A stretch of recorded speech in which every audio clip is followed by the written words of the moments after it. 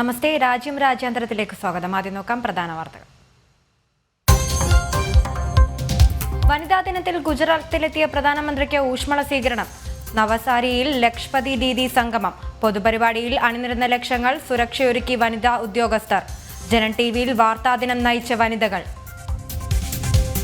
എഡിഷനിലേക്ക് സ്വാഗതം. എല്ലാ പ്രേക്ഷകർക്കും വനിതാ ദിനാശംസകൾ. പുത്തൻപുലരിയിലേക്ക് എല്ലാ പ്രിയപ്പെട്ട പ്രേക്ഷകർക്കും സ്വാഗതം. നോക്കാം പ്രധാന വാർത്തകൾ. നമസ്തേ, ലൈവ് റിപ്പോർട്ട്സിലേക്ക് സ്വാഗതം. വനിതകൾ നയിക്കുന്ന ഒരു വനിതാ ദിനം, ഒരു വാർത്താ ദിവസം തന്നെയാണ് ഇന്ന്. നമസ്തേ, ലൈവ് റിപ്പോർട്ട്സ് തുടരുന്നു. ആദ്യം നോക്കാം പ്രധാന വാർത്തകൾ. നമസ്തേ, ലൈവ് റിപ്പോർട്ട്സ് തുടരുന്നു. ഇപ്പം നോക്കാം പ്രധാന തലക്കെട്ടുകൾ. എല്ലാ പ്രേക്ഷകർക്കും വനിതാ ദിനാശംസകൾ നേരുന്നു. നോക്കാം ഈ മണിക്കൂറിലെ പ്രധാന വാർത്തകൾ. നമസ്തേ, ന്യൂസ് അറ്റ് 4 PM സ്വാഗതം. ഞാൻ രോഹിണി മഹേഷ്. ആദ്യം നോക്കാം പ്രധാന വാർത്തകൾ. നമസ്തേ, ന്യൂസ് അറ്റ് 5 PM സ്വാഗതം. ആദ്യം നോക്കാം പ്രധാന വാർത്തകൾ.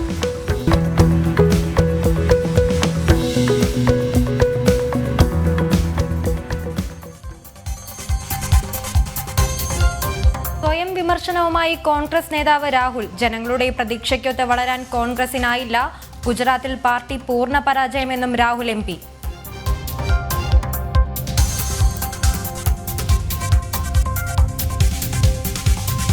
കർണാടകയിൽ സിദ്ധരാമയ്യയുടെ ബജറ്റിനെതിരെ വ്യാപക പ്രതിഷേധം. ഭൂരിപക്ഷത്തെ നിഷ്ഠൂരം അവഗണിച്ചെന്ന BJPയും JDSഉം. പ്രീണന രാഷ്ട്രീയമെന്നും മുസ്ലിങ്ങൾക്കായി മുസ്ലിങ്ങൾ തയ്യാറാക്കിയ ബജറ്റെന്നും കേന്ദ്രമന്ത്രി പ്രഹ്ലാദ് ജോഷി.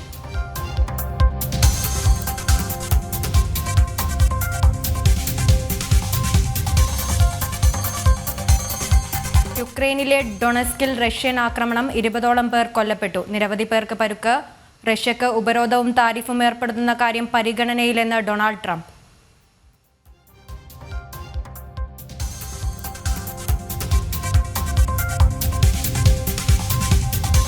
കർണാടകയിൽ കൂട്ടബലാത്സംഗം. ഇരകൾ ഇസ്രയേലി വിനോദസഞ്ചാരിയും ഹോം സ്റ്റേ ഉടമയും. സുഹൃത്തുക്കൾക്കും മർദ്ദനം. ആക്രമണത്തിൽ ഒരാൾ മരിച്ചു.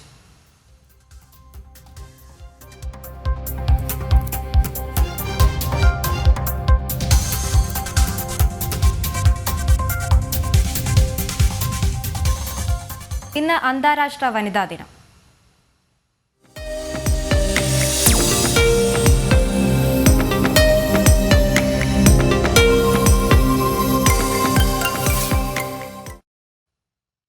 രാജ്യത്തെ പെൺമക്കളുടെയും സഹോദരിമാരുടെയും അനുഗ്രഹം കൊണ്ട് ലോകത്തിലെ ഏറ്റവും വലിയ ധനികനായ വ്യക്തി താനെന്ന പ്രധാനമന്ത്രി നരേന്ദ്രമോദി. അമ്മമാരുടെയും സഹോദരിമാരുടെയും സ്നേഹാദരങ്ങൾക്കും വാത്സല്യങ്ങൾക്കും മുന്നിൽ തലകുനിക്കുന്നതായി പറഞ്ഞ പ്രധാനമന്ത്രി അന്താരാഷ്ട്ര വനിതാ ദിന ആശംസകൾ നേർന്നു. അന്താരാഷ്ട്ര വനിതാ ദിനത്തിലെ ഗുജറാത്തിൽ നവസാരി ജില്ലയിൽ സംഘടിപ്പിച്ച പരിപാടിയിൽ 1 ലക്ഷത്തിലധികം വനിതകളാണ് പ്രധാനമന്ത്രിയെ ശ്രവിക്കാനെത്തിയത്.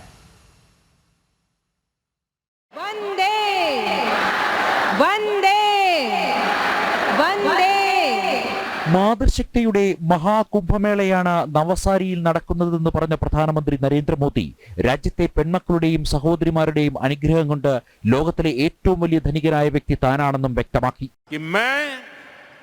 दुनिया का सबसे धनवान व्यक्ति हूं. मेरी जिंदगी के अकाउंट में करोड़ों माताओं, बहनों, बेटियों का आशीर्वाद है और ये आशीर्वाद निरंतर बढ़ता जा रहा है. और इसलिए मैं कहता हूं, मैं दुनिया का सबसे धनवान व्यक्ति हूं.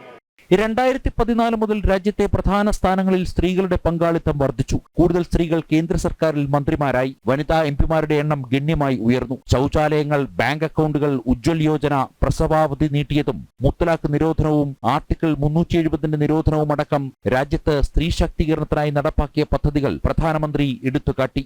हमने करोड़ों महिलाओं के लिए शौचालय बनवाकर, हमने करोड़ों महिलाओं के बैंक खाते खुलवाकर उन्हें बैंकिंग व्यवस्था से जोड़ा. हमारी मुस्लिम बहनें बरसों से डिमांड कर रही 3 तलाक के खिलाफ सख्त कानून बनाकर हमारी सरकार ने लाखों मुस्लिम बहनों का जीवन तबाह होने से बचाया है. ബ്രിട്ടീഷ് കാലത്തെ കറുത്ത നിയമങ്ങൾ നീക്കം ചെയ്ത് സ്ത്രീകൾക്കും കുട്ടികൾക്കുമെതിരായ കുറ്റകൃത്യങ്ങൾക്ക് കടുത്ത ശിക്ഷ ഉറപ്പുവരുത്തുന്ന ഭാരതീയ ന്യായ സംഹിത നടപ്പാക്കിയതും രാജ്യത്തെ സ്ത്രീക്ഷേമം ലക്ഷ്യം വെച്ച് തന്നെ. बीते दशक में हमने महिला सुरक्षा को बहुत बड़ी प्राथमिकता दी। उनके खिलाफ होने वाले अपराधों को रोकने के लिए नियम कानूनों को हमने और सख्त बनाया। महिलाओं के खिलाफ गंभीर अपराधों की तेजी से सुनवाई हो, दोषियों को तेजी से सजा हो, इसके लिए फास्ट ट्रैक कोर्ट्स का गठन किया गया। अभी तक ऐसी करीब 800 कोर्ट्स, 800 जेटली नवी कोर्ट देश भर में स्वीकृत की गई है और इनमें से ज्यादातर ने काम करना शुरू कर दिया। ലക്ഷപതി ദീദി യോജന ഗുണഭോക്താക്കളടക്കം ലക്ഷക്കണക്കിന് സ്ത്രീകളാണ് ഗുജറാത്തിലെ നവസാരിയിൽ നടന്ന പരിപാടിയിൽ പങ്കെടുത്തത്. ഗുജറാത്ത് സർക്കാരിന്റെ വിവിധ വനിതാക്ഷേമ പദ്ധതികളും പ്രധാനമന്ത്രി ഉദ്ഘാടനം ചെയ്തു. ജനം, ഡൽഹി. രാജ്യചരിത്രത്തിലാദ്യമായി പ്രധാനമന്ത്രിയുടെ പരിപാടിയുടെ മുഴുവൻ സുരക്ഷാ ക്രമീകരണങ്ങളും ഒരുക്കി വനിതാ ഉദ്യോഗസ്ഥർ. വനിതാ ദിനത്തോടനുബന്ധിച്ച് ഗുജറാത്തിലെ നവസാരി ജില്ലയിൽ പ്രധാനമന്ത്രി നരേന്ദ്രമോദി അഭിസംബോധന ചെയ്ത പരിപാടിയിലാണ് വനിതാ പോലീസ് ഉദ്യോഗസ്ഥർ അടങ്ങുന്ന സംഘം സുരക്ഷ ഒരുക്കിയത്. രാജ്യാന്തര വനിതാ ദിനത്തോടനുബന്ധിച്ച് ഗുജറാത്ത് പോലീസാണ് പ്രധാനമന്ത്രിക്കായി വനിതാ സുരക്ഷാ ഉദ്യോഗസ്ഥരെ നിയോഗിച്ചത്. നവസാരി വാൻസിബോർസി ഗ്രാമത്തിലെ ഹെലിപ്പാഡിൽ പ്രധാനമന്ത്രി എത്തുന്നതിന് മുമ്പ് തന്നെ സുരക്ഷാ ചുമതല വനിതാ ഉദ്യോഗസ്ഥർ ഏറ്റെടുത്തു. പ്രധാനമന്ത്രിയുടെ സുരക്ഷാ ചുമതല വഹിക്കുന്ന സ്പെഷ്യൽ പ്രൊട്ടക്ഷൻ ഗ്രൂപ്പിന് പുറമെ വനിതാ ഉദ്യോഗസ്ഥരുടെ സംഘമാണ് പ്രധാനമന്ത്രിയുടെ റോഡ് ഷോയെ അനുഗമിച്ചത്. വേദിയുടെയും സദസ്സിന്റെയും സുരക്ഷാ നിരീക്ഷണങ്ങളും വനിതാ ഉദ്യോഗസ്ഥർക്കായിരുന്നു. 2500ഓളം വനിതാ സുരക്ഷാ ഉദ്യോഗസ്ഥരെയാണ് പരിപാടിയുടെ ആകെ സുരക്ഷയ്ക്കായി നിയോഗിച്ചത്. ഇതിൽ 2100-ലധികം കോൺസ്റ്റബിൾമാർ, 187 സബ് ഇൻസ്പെക്ടർമാർ, 61 പോലീസ് ഇൻസ്പെക്ടർമാർ, 16 ഡെപ്യൂട്ടി പോലീസ് സൂപ്രണ്ടുമാർക്കും പുറമെ 5 എസ്പിമാർ, 1 IG, 1 അഡീഷണൽ DGP റാങ്കിലുള്ള വനിതാ ഉദ്യോഗസ്ഥരും ഉൾപ്പെട്ടു. इतने बड़े आयोजन की सुरक्षा में जो पुलिसकर्मी और ऑफिसर तैनात हैं वे सबके सब महिलाएं ही हैं। Constable, inspector, sub inspector, DSP से लेकर वरिष्ठ ऑफिसर्स तक यहां की सुरक्षा व्यवस्था महिलाएं ही संभाल रही है। ये नारी शक्ति के सामर्थ्य का ही उदाहरण है। ഗുജറാത്ത് ആഭ്യന്തര സെക്രട്ടറിയായ നിപുന ടൊറവാനെയാണ് സുരക്ഷാ ക്രമീകരണങ്ങളുടെ മേൽനോട്ടം വഹിച്ചത്. ഭാരതത്തിന്റെ ചരിത്രത്തിൽ ഇതാദ്യമായാണ് ഒരു പ്രധാനമന്ത്രിയുടെ പരിപാടിയുടെ മുഴുവൻ സുരക്ഷാ ചുമതലയും വനിതാ ഉദ്യോഗസ്ഥർക്ക് വിട്ടു നൽകുന്നത്. ജനം, ഡൽഹി. വനിതാ ദിനത്തിൽ പ്രധാനമന്ത്രി നരേന്ദ്രമോദിയുടെ സമൂഹ മാധ്യമ അക്കൗണ്ടുകൾ കൈകാര്യം ചെയ്തത് 6 വനിതകൾ. പ്രചോദനമേകുന്ന വിജയഗാഥകൾ പ്രധാനമന്ത്രിയുടെ അക്കൗണ്ടുകളിലൂടെ ലോകത്തെ അറിയിച്ചു. വികസിത ഭാരതത്തിന്റെ വഴികാട്ടികളാണ് ഇവരെന്നും പ്രധാനമന്ത്രി എക്സിൽ കുറിച്ചു. വിവിധ മേഖലകളിൽ കരുത്തറിയിച്ചവരാണ് പ്രധാനമന്ത്രിയുടെ സോഷ്യൽ മീഡിയ അക്കൗണ്ടുകളിലൂടെ പ്രത്യക്ഷപ്പെട്ടത്. വ്യത്യസ്ത ജീവിതാനുഭവങ്ങളാണ് ഇവരുടെ മുതൽക്കൂട്ട്. നാരീശക്തിയോടുള്ള പ്രധാനമന്ത്രിയുടെ പ്രതിബദ്ധത പ്രകടമാകുകയാണിവിടെ. മുംബൈയിലെ ഭാഭ അറ്റോമിക് റിസർച്ച് സെന്ററിലെ ആണവ ശാസ്ത്രജ്ഞയായ എലീന മിശ്ര, ISROയിലെ ബഹിരാകാശ ശാസ്ത്രജ്ഞയായ ശില്പി സോണി, ഫ്രോണ്ടിയർ മാർക്കറ്റ്സിന്റെ സ്ഥാപകയും CEOയുമായ അജയ്ദ ഷാ, ചെസ് പ്രതിഭയായ വൈശാലി രമേശ് ബാബു, ബീഹാറിന്റെ കൂൺ വനിത എന്നറിയപ്പെടുന്ന അനിത ദേവി, ഡോക്ടർ അഞ്ജലി അഗർവാൾ എന്നിവരാണ് ആ 6 സ്ത്രീകൾ. അത്യാധുനിക സാങ്കേതിക വിദ്യയുടെ സഹായത്തോടെ ഗവേഷണം നടത്തുന്ന ശാസ്ത്രജ്ഞരാണ് എലീന മിശ്രയും ശില്പി സോണിയും. ഗ്രാമീണ മേഖലയിൽ സംരംഭകത്വം മെച്ചപ്പെടുത്തുന്നതിനായി 35,000-ലേറെ വനിതകളെ ശാക്തീകരിച്ച ആളാണ് അജയ്ദ ഷാ. ബിസിനസ് രംഗത്തേക്ക് സ്ത്രീകളെ എത്തിക്കുകയാണ് ഫ്രോണ്ടിയർ മാർക്കറ്റ്സിന്റെ ലക്ഷ്യം. 6-ാം വയസ്സു മുതൽ ചെസ്സിലെ പുലിക്കുട്ടിയാണ് വൈശാലി. 2023-ൽ ഗ്രാൻഡ് മാസ്റ്ററായി ചരിത്രം എഴുതിയിരുന്നു. മധോപൂർ ഫാർമേഴ്സ് പ്രൊഡ്യൂസേഴ്സ് കമ്പനി വഴി കൂൺ കൃഷിയിലൂടെ 100 കണക്കിന് ഗ്രാമീണ സ്ത്രീകൾക്ക് തൊഴിലവസരം നൽകിയ ആളാണ് അനിത ദേവി. 3 പതിറ്റാണ്ടിലേറെയായി ദിവ്യാംഗർക്കായി പ്രവർത്തിക്കുന്ന വനിതയാണ് doctor Anjali Agarwal. Samarthyam centre for universal ആക്സസിബിലിറ്റിയുടെ സ്ഥാപകയാണവർ. ഈ 6 വനിതകളുടെ ദൃഢനിശ്ചയവും വിജയവും അവരുടെ കരുത്തിന്റെ നേർചിത്രമാണെന്ന് പ്രധാനമന്ത്രി എക്സിൽ കുറിച്ചു. വികസിത ഭാരതത്തിന്റെ വഴികാട്ടികളാണ് ഇവരെന്നും പ്രധാനമന്ത്രി കൂട്ടിച്ചേർത്തു. നാഷണൽ ഡെസ്ക്, ജനം. ഡൽഹിയിലെ വനിതകൾക്ക് മാസം 2500 രൂപ വീതം നൽകുന്ന മഹിളാ സമൃദ്ധി യോജന പദ്ധതിക്ക് മന്ത്രിസഭയുടെ അംഗീകാരം. വനിതാ ദിനത്തിൽ ചേർന്ന പ്രത്യേക മന്ത്രിസഭാ യോഗത്തിലാണ് തെരഞ്ഞെടുപ്പ് പ്രകടന പത്രികയിലെ പ്രധാന വാഗ്ദാനം നടപ്പാക്കാൻ തീരുമാനിച്ചത്. 5100 കോടി രൂപയാണ് ഒരു വർഷത്തെ പദ്ധതിക്കായി ഡൽഹിയിലെ BJP സർക്കാർ നീക്കിവെച്ചത്. തെരഞ്ഞെടുപ്പ് വാഗ്ദാനത്തിലെ വമ്പൻ പ്രഖ്യാപനമാണ് ലോക വനിതാ ദിനത്തിൽ കൂടിയ പ്രത്യേക മന്ത്രിസഭാ യോഗം അംഗീകരിച്ചത്. ഡൽഹിയിലെ സ്ത്രീകൾക്ക് മാസം 2500 രൂപ നൽകുന്ന മഹിളാ സമൃദ്ധി പദ്ധതിയുടെ രജിസ്ട്രേഷനായി പ്രത്യേക മൊബൈൽ ആപ്പ് പുറത്തിറക്കുമെന്ന് മുഖ്യമന്ത്രി രേഖ ഗുപ്ത വ്യക്തമാക്കി. आज से इस महिला समृद्धि योजना दिल्ली सरकार के द्वारा गरीब बहनों को दिए जाने वाली 2500 रुपए की राशि को अप्रूव कर दिया गया है दिल्ली कैबिनेट के द्वारा. मैं दिल्ली की बहनों को बधाई देती हूँ.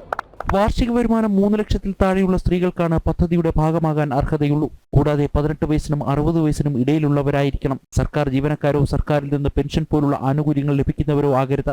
മൊബൈൽ ആപ്പിലൂടെ Aadhaar card, voter ID, BPL card, വരുമാന സർട്ടിഫിക്കറ്റ് തുടങ്ങിയ രേഖകൾക്കൊപ്പം അപേക്ഷയും സമർപ്പിക്കണം. ജനങ്ങൾക്ക് നൽകിയ വാഗ്ദാനം പാലിച്ച മുഖ്യമന്ത്രി രേഖ ഗുപ്തയെ അഭിനന്ദിക്കുന്നതായി BJP ദേശീയ അധ്യക്ഷനും കേന്ദ്ര ആരോഗ്യമന്ത്രിയുമായ JP നദ്ദ പറഞ്ഞു.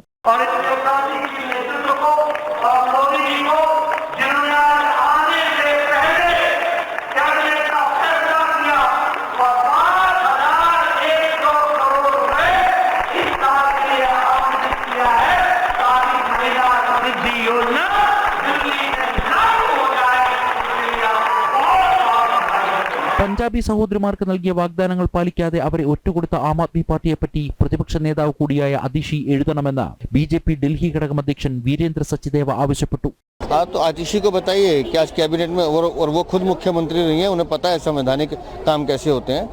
आज कैबिनेट में अप्रूवल हो गई है, मनी सैंक्शन कर दी गई है 5100 करोड़ रुपए 1 साल के लिए, और ये योजना प्रारंभ होगी, पैसा मिलना शुरू होगा. लेकिन आतिशी को ये भी बताना चाहिए आज महिला अंतर्राष्ट्रीय दिवस है, उनको उन्हीं बहनों को, पंजाब की बहनों को जो उन्होंने धोखा दिया है उसके बारे में भी आतिशी को लिखना चाहिए. BJP സർക്കാർ തെരഞ്ഞെടുപ്പ് വാഗ്ദാനങ്ങൾ പാലിക്കുന്നില്ലെന്ന് ആരോപിച്ച ഡൽഹിയിലെ ആം ആദ്മി പാർട്ടി നേതാക്കൾക്കുള്ള മറുപടി കൂടിയാണ് വനിതാ ദിനത്തിലെ പ്രഖ്യാപനം. ജനം, ഡൽഹി. തിരികെ വാർത്തകളിലേക്ക്. യുക്രൈനിലെ ഡൊണസ്കിൽ റഷ്യൻ ആക്രമണത്തിൽ 20 പേർ കൊല്ലപ്പെടുകയും 30 പേർക്ക് പരുക്കേൽക്കുകയും ചെയ്തു. യുദ്ധം അവസാനിപ്പിച്ചില്ലെങ്കിൽ ഉപരോധവും അധിക താരിഫ് ചുമത്തുന്നതും ഉൾപ്പെടെ ആലോചിക്കുമെന്ന് അമേരിക്ക മുന്നറിയിപ്പ് നൽകിയതിന് പിന്നാലെയാണ് ആക്രമണം. നേരത്തെ യുക്രൈന് സൈനിക സഹായവും ഇന്റലിജൻസ് വിവരങ്ങളും കൈമാറുന്നതും അമേരിക്ക തടഞ്ഞിരുന്നു. കൂടുതൽ വിവരങ്ങൾ നൽകാൻ ഐസൻ ജോസ് ചേരുന്നുണ്ട്. ഐസൻ, വിവരങ്ങൾ. കൃഷ്ണപ്രിയ, തീർച്ചയായും 20ഓളം പേരുടെ ഒരു മരണമാണ് ഇപ്പോൾ റിപ്പോർട്ട് ചെയ്യപ്പെട്ടിരിക്കുന്നത്. അറിയാവുന്നതാണ് ഡോൺസക്കിലും അതുപോലെ തന്നെ ഖർക്കീവിലുമാണ് കാര്യമായ ആക്രമണം നടന്നത്. യുക്രൈൻ്റെ വിവിധ ഇടങ്ങളിൽ വ്യാപകമായ ആക്രമണം നടക്കുന്നു എന്നാണ് അറിയാൻ സാധിക്കുന്നത്. റഷ്യയുടെ ശക്തമായ ആക്രമണത്തിൽ 20ഓളം പേർ മരിച്ചു. അതായത് ഓരോ നിമിഷവും മരണസംഖ്യ വർദ്ധിക്കുന്ന ഒരു സാഹചര്യം തന്നെയാണുള്ളത്. കൂടുതൽ പേരുടെ മരണം ഇനിയും റിപ്പോർട്ട് ചെയ്യാനുള്ള സാധ്യത ഒട്ടും തള്ളിക്കളയാനാവില്ല എന്ന് തന്നെയാണ് മനസ്സിലാക്കാൻ സാധിക്കുന്നത്. നിരവധി പേർക്ക്, 50ലേറെ പേർക്ക് പരിക്കേറ്റു എന്നുള്ള കണക്കുകളാണ് വരുന്നതെങ്കിലും അതിലേറെ പേർക്ക് പരിക്കേറ്റിട്ടുണ്ട് എന്ന സൂചനകളെല്ലാം തന്നെ നമുക്ക് ലഭ്യമാകുന്നുണ്ട്. നമുക്കറിയാവുന്നതാണ്, ഇന്നലെയാണ് ഇത് സംബന്ധിച്ച്, അതായത് അമേരിക്കയുടെ ഭാഗത്തു നിന്ന് റഷ്യയെ സംബന്ധിച്ച ചില കർശനമായ നീക്കങ്ങളുണ്ടായത്. റഷ്യയെ സംബന്ധിച്ച് റഷ്യയ്ക്ക് എതിരെ ഉപരോധവും അതുപോലെ തന്നെ അധിക താരിഫ് ചുമത്തുന്നതിനുൾപ്പെടെയുള്ള നീക്കങ്ങളും നടത്തുമെന്ന് ട്രംപ് പ്രഖ്യാപിച്ചതിന് തൊട്ടു പിന്നാലെയാണ് ഈ ആക്രമണം നടന്നതെന്നാണ് ഏറെ ഗൗരവമുള്ളൊരു വിഷയം. ട്രംപ് ഈ പ്രഖ്യാപനം നടത്തുന്നത്, ഇത് സംബന്ധിച്ചൊരു പ്രഖ്യാപനം ട്രംപിൻ്റെ ഭാഗത്തു നിന്ന് ഇന്നലെ ഉണ്ടാവുകയും ചെയ്യുന്നത്, അതായത് യുദ്ധത്തിലേക്ക് യുക്രൈനെ തള്ളിവിടുന്ന ഒരു സാഹചര്യം ഒരുക്കുന്നത് റഷ്യയാണ് എന്നൊരു നിലപാടാണ് ട്രംപ് പങ്കുവച്ചത്. സ്വാഭാവികമായും നമുക്കറിയാവുന്നതാണ്, യുക്രൈനുമായുള്ള ചർച്ചകൾ സൗദി അറേബ്യയിൽ ആരംഭിക്കാനിരിക്കുന്ന ഒരു സാഹചര്യം കൂടിയാണ്. ഈ ഒരു പശ്ചാത്തലത്തിലാണ് റഷ്യക്കെതിരെ യുദ്ധം അവസാനിപ്പിക്കാനുള്ള നീക്കങ്ങൾ നടത്തിയില്ലെങ്കിൽ ഉപരോധം ഉൾപ്പെടെ, അത് നേരത്തെ തന്നെ പറഞ്ഞിരുന്ന ഏതാണ്ട് 2 ആഴ്ച മുമ്പ് തന്നെ ട്രംപിൻ്റെ ഭാഗത്തു നിന്ന് ഇത്തരത്തിലുള്ള ചില നിലപാടുകൾ പുറത്തു വരികയും ചെയ്തിരുന്നു. യുദ്ധം അവസാനിപ്പിക്കാനുള്ളൊരു നീക്കം റഷ്യൻ പ്രസിഡന്റിൻ്റെ ഭാഗത്തു നിന്ന്, പുടിൻ്റെ ഭാഗത്തു നിന്ന് ഉണ്ടാകാത്ത സാഹചര്യമുണ്ടെങ്കിൽ കർശനമായ നടപടികളുണ്ടാകും, ഉപരോധം ഉൾപ്പെടെയുള്ള നീക്കങ്ങൾ ഉണ്ടാകുമെന്ന ഒരു നിലപാട് പ്രസിഡന്റ് പറഞ്ഞിരുന്നു. അത് നടപ്പാക്കുമെന്ന് വീണ്ടും ആവർത്തിക്കുകയും യുക്രൈനുമായുള്ള പ്രശ്നങ്ങൾ, അതായത് സെലൻസ്കി അവിടെ എത്തിയിട്ടുണ്ടായ പ്രശ്നങ്ങളെല്ലാം തന്നെ ഒരുവിധം പരിഹരിക്കുകയും ചെയ്തൊരു പശ്ചാത്തലത്തിൽ കർശനമായ നടപടികൾ, ഉപരോധവും അതുപോലെ തന്നെ അധിക താരിഫ് ഉൾപ്പെടെ ചുമത്തുന്ന സംവിധാനങ്ങളെല്ലാം തന്നെ നടപ്പാക്കുമെന്ന് ട്രംപ് കൃത്യമായി പറഞ്ഞതിന് തൊട്ടു പിന്നാലെയാണ് ഈ ആക്രമണം നടന്നതെന്നതാണ് ഏറെ ഗൗരവമറിയിക്കുന്നൊരു വിഷയം. ശരി. സിറിയയിൽ വീണ്ടും അശാന്തി. മുൻ പ്രസിഡന്റ് ബഷാർ അൽ അസദിനെ പിന്തുണയ്ക്കുന്നവരും സൈന്യവും തമ്മിൽ ഏറ്റുമുട്ടി. 200ലേറെ പേർ കൊല്ലപ്പെട്ടതായാണ് വിവരം. കലാപം പൊട്ടിപ്പുറപ്പെട്ട ലറ്റ്കിയയിലും ടാർട്ടസിലും കർഫ്യൂ പ്രഖ്യാപിച്ചു. ബഷാർ അൽ അസദിന് സ്വാധീനമുള്ള തീരമേഖലകളിലാണ് ആക്രമണം നടന്നത്. ഐസൻ വീണ്ടും ചേരുന്നുണ്ട്. ഐസൻ, വിവരങ്ങൾ. കൃഷ്ണപ്രിയ, നമുക്കറിയാവുന്നതാണ് ബഷാർ അൽ അസദിനെ പുറത്താക്കിയതിന് ശേഷം അവിടെ ബഷാർ അൽ അസദിൻ്റെ അനുകൂലികളും അതുപോലെ തന്നെ വ്യവസ്ഥാപിത സംവിധാനത്തിൻ്റെ ഇപ്പോൾ നിലവിൽ വ്യവസ്ഥാപിതമെന്ന് ലോകം അംഗീകരിച്ചിരിക്കുന്ന ആ ഒരു സർക്കാരിൻ്റെ സംവിധാനങ്ങളുടെ സൈന്യവും തമ്മിലുള്ള ഏറ്റുമുട്ടൽ തുടർക്കഥയായിരുന്നു. ഇപ്പോൾ ഈ അടുത്ത സമയങ്ങളിൽ സിറിയയുടെ തീരപ്രദേശങ്ങളിലെല്ലാം ഈ ബഷാർ അൽ അസദിൻ്റെ സ്വാധീന മേഖലകളാണ്. ആ സ്വാധീന മേഖലകളിൽ വീണ്ടും വലിയൊരു കലാപം പൊട്ടിപ്പുറപ്പെടുന്നൊരു സാഹചര്യം ഉണ്ടായി എന്നാണ് മനസ്സിലാക്കാൻ സാധിക്കുന്നത്. നമുക്കറിയാവുന്നതാണ് പല കുറ്റവാളികളെ തൂക്കിലേറ്റ് സംബന്ധിച്ചുള്ള ചില വിഷയങ്ങളെല്ലാം തന്നെ നിലനിൽക്കുന്ന ഒരു പശ്ചാത്തലത്തിലാണ് വലിയൊരു കലാപത്തിലേക്ക് കാര്യങ്ങൾ പോകുന്ന ഒരവസ്ഥയുണ്ടായത്. ഇത്തരത്തിൽ കലാപമുണ്ടായി ഇന്ന് 2 ദിവസങ്ങളായി ഈ സംഘർഷം നിലനിൽക്കുന്ന ഒരു സാഹചര്യത്തിൽ ബ്രിട്ടൻ ആസ്ഥാനമായ ചില മനുഷ്യാവകാശ സംഘടനകൾ നൽകുന്ന വിവരങ്ങൾ മാത്രമാണ് പുറത്തു വരുന്നത്.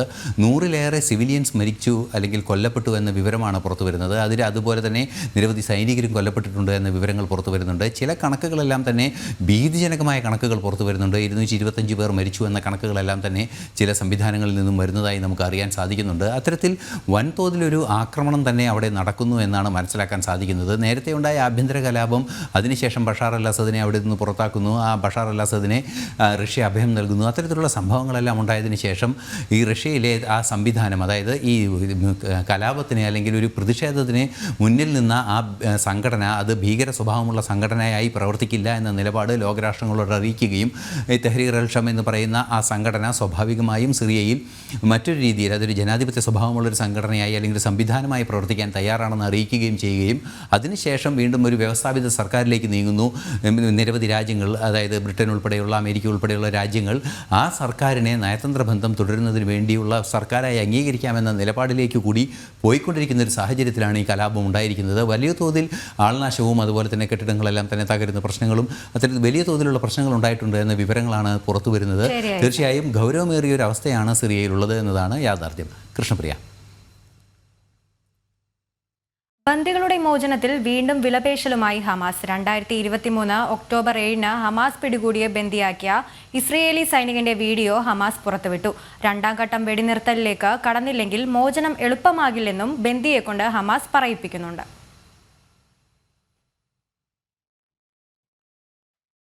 ഒക്ടോബർ 7 ബന്ദിയാക്കപ്പെട്ട മാക്ടർ ആംഗ്രസ്റ്റിന്റെ വീഡിയോയാണ് പുറത്തുവിട്ടത്. ഹമാസിനെതിരെ തുടരാക്രമണം നടന്നാൽ ബന്ദികളുടെ ജീവന് ഭീഷണിയാകും. 2ാം ഘട്ട വെടിനിർത്തലിലേക്ക് ഉടൻ കടക്കണമെന്നും ഹമാസിന്റെ നിർബന്ധത്തിനു വഴങ്ങി വീഡിയോയിൽ മാറ്റൻ പറയുന്നുണ്ട്. 2023 ഒക്ടോബർ 7 സൈനികനായ മാറ്റൻ ഹമാസിന്റെ പിടിയിലായത്. שלום, קוראים לי מתן אנגרסט. נחטפתי ב-7 באוקטובר ממוצב נחל עוז, 511 יום בשבי של החמאס. התעכבה כל הסיפור של העסקה, שחרור החטופים, באמת. הרגשה פה שצה"ל ומדינת ישראל, ממשלה, הפקירו אותנו כאן בשבי תקופה ארוכה מאוד, ואנחנו החטופים מתחילים לאבד תקווה. אנחנו לא רואים את הסוף. לא רואים את הסוף של הדברים, של כל הסיפור הזה. אני רוצה להגיד לצה"ל, אתם לא תצליחו להחזיר אותנו. לא תצליחו להחזיר אותנו בכוח צבאי. הדרך היחידה להחזיר אותנו היא רק בעסקה, ולעשות את השלב השני. שמעתי על שלבי העסקה, וזה באמת לא מעניין אותנו, החטופים. אנחנו רק רוצים לחזור הביתה. ഹമാസിന്റെ കസ്റ്റഡിയിൽ കഴിയുന്ന ബന്ദികളിൽ 30-ൽ താഴെ പേർ മാത്രമാണ് ജീവിച്ചിരിക്കുന്നതെന്നാണ് സൂചന. 59ഓളം ബന്ദികൾ ഉണ്ടെന്നാണ് കണക്കാക്കപ്പെടുന്നത്. ഇവരുടെ മുഴുവൻ മോചനം ഉടൻ ഉണ്ടായില്ലെങ്കിൽ കടുത്ത നടപടിയെന്ന് അമേരിക്കൻ പ്രസിഡന്റ് ഡൊണാൾഡ് ട്രംപ് കഴിഞ്ഞ ദിവസം മുന്നറിയിപ്പ് നൽകിയിരുന്നു. ഇന്റർനാഷണൽ ഡെസ്ക് ജന. ഗുജറാത്തിൽ ജനങ്ങളുടെ പ്രതീക്ഷയ്ക്കൊത്ത് ഉയരുന്നതിൽ കോൺഗ്രസ് പാർട്ടി പൂർണ്ണമായും പരാജയപ്പെട്ടുവെന്ന് തുറന്നു സമ്മതിച്ച രാഹുൽ. ഒരു വിഭാഗം പ്രവർത്തകർ BJPക്ക് വേണ്ടി പ്രവർത്തിക്കുകയാണ്. കഴിഞ്ഞ 3 പതിറ്റാണ്ടുകളായി ഇതാണ് സംഭവിച്ചതെന്നും രാഹുൽ പറഞ്ഞു. അഹമ്മദാബാദിലെ കോൺഗ്രസ് പ്രവർത്തകരെ അഭിസംബോധന ചെയ്യുകയായിരുന്നു രാഹുൽ. हमने इन दो को क्लियरली अलग नहीं किया, तब तक गुजरात की जनता हम में बिलीव नहीं कर सकती है. കർണാടക സർക്കാരിന്റെ ബജറ്റ് വിവാദത്തിലേക്ക്. ഭൂരിപക്ഷ ജനതയെ നിഷ്ഠൂരം അവഗണിച്ചെന്ന് കുറ്റപ്പെടുത്തി BJP രംഗത്തെത്തി. സിദ്ധരാമയ്യ സർക്കാരിന്റേത് പ്രീണന രാഷ്ട്രീയമെന്നും കേന്ദ്രമന്ത്രി പ്രഹ്ലാദ് ജോഷി ആരോപിച്ചു. കർണാടക നിയമസഭയിൽ കഴിഞ്ഞ ദിവസം അവതരിപ്പിച്ച ബജറ്റിനെതിരെ വ്യാപക പ്രതിഷേധമാണ് ഉയരുന്നത്. ന്യൂനപക്ഷ സമുദായങ്ങൾക്കുള്ള സാമ്പത്തിക സഹായം ഉൾപ്പെടെ 8,000 കോടി രൂപയുടെ പദ്ധതികളാണ് ബജറ്റിൽ പ്രഖ്യാപിച്ചത്. സർക്കാർ ഇമാമുകളുടെ ശമ്പളം വർദ്ധിപ്പിക്കുന്നതിന് 150 കോടി രൂപ അനുവദിച്ചു. ഓരോ താലൂക്കിലും ന്യൂനപക്ഷങ്ങൾക്കായി മൾട്ടിപർപ്പസ് ഹാളുകൾ നിർമ്മിക്കാനുള്ള പദ്ധതികളും ബജറ്റിൽ അവതരിപ്പിച്ചു. കൂടാതെ ന്യൂനപക്ഷ പെൺകുട്ടികൾക്കായി മാത്രം സ്വയം പ്രതിരോധ പരിശീലന പരിപാടിയും സർക്കാർ പ്രഖ്യാപിച്ചു. ഇമാമുമാർക്കുള്ള ആനുകൂല്യങ്ങൾ, വഖഫ് സംരക്ഷണത്തിന് 150 കോടി രൂപ, ന്യൂനപക്ഷ വിദ്യാർത്ഥികൾക്കുള്ള ഫീസ് റീഇംബേഴ്സ്മെന്റ് എന്നിവ ഉൾപ്പെടുന്നതാണ് ബജറ്റിലെ വാഗ്ദാനങ്ങൾ. അതേസമയം ബജറ്റിനെ വിമർശിച്ച് BJPയും JDSഉം രംഗത്തെത്തി. മുസ്ലിങ്ങൾക്കായി മുസ്ലിങ്ങൾ തയ്യാറാക്കിയ ബജറ്റെന്നും കർണാടക സർക്കാരിൻ്റേത് പ്രീണന രാഷ്ട്രീയമാണെന്നുമാണ് വിമർശനം. മറ്റ് വിഭാഗങ്ങളെ അവഗണിച്ച് മുസ്ലിം വിഭാഗത്തിന് മാത്രമായാണ് സർക്കാർ കൂടുതൽ ഫണ്ടും നീക്കിവെക്കുന്നത്. ഈ ബജറ്റിനെ ഹലാൽ ബജറ്റ് എന്നും BJP ഉൾപ്പെടെയുള്ളവർ പരിഹസിച്ചു. പ്രീണന രാഷ്ട്രീയമെന്നും മുസ്ലിങ്ങൾക്കായി മുസ്ലിങ്ങൾ തയ്യാറാക്കിയ ബജറ്റെന്നും കേന്ദ്രമന്ത്രി പ്രഹ്ലാദ് ജോഷി കുറ്റപ്പെടുത്തി. Budget is for Muslims, by Muslims and to Muslims. They have never bothered about the other community always. Congress is for the vote bank politics and the minority appeasement. SC/ST, OBC മുതലായ സമുദായങ്ങളെ അവഗണിക്കുകയും ന്യൂനപക്ഷങ്ങൾക്ക് പ്രയോജനം ചെയ്യുന്ന അഴിമതികളെ അനുകൂലിക്കുകയുമാണ് സർക്കാർ ചെയ്യുന്നതെന്ന് BJP ആരോപിച്ചു. News desk ജനം. Bulletin പൂർണ്ണമാവുകയാണ്. ഇടവേളയ്ക്ക് ശേഷം ജനം ഡിബേറ്റ് കാണാം. നമസ്തേ.